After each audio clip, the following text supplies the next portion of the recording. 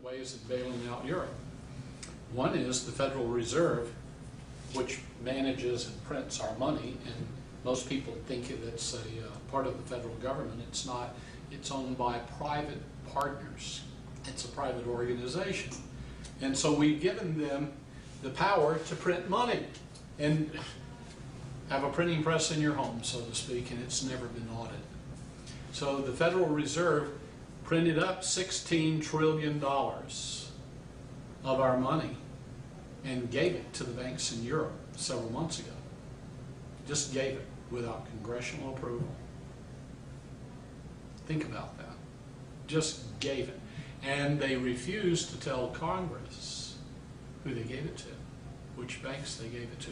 And now we see all the banks in Europe are in trouble, and they're having to be bailed out. Well, who's bailing them out? What happened to that $16 trillion that our Federal Reserve printed that then creates inflation on the part of American citizens that affects our gas price, affects everything that we import? For the benefit of these people, we've got private people printing our money, and they're guaranteed a return today. So that's one way to do it. The other way is for the federal government to give the Federal Reserve Bank the okay to go ahead and print the money and give it to the Europeans. Now, why are we doing that? We're defending them.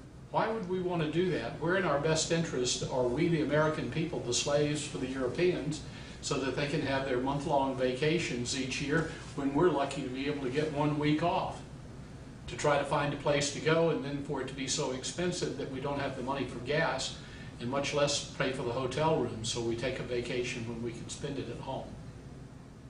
No, that's wrong. And Phil Gingrey has not spoken out against it, and he has not opposed it. He has not come out and told the American people what really is going on, so he must be part of it, since he's voted to raise our debt ceiling several times so we can afford bailouts of other countries.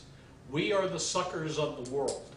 We spend American soldiers' lives and blood to defend everybody else in the world so that they can enjoy the standard of. Now, the American people have to become knowledgeable of what's going on and what people like Phil Gingrey is doing to vote to increase our debt ceiling, saying and using things like, oh, we can't let our government shut down.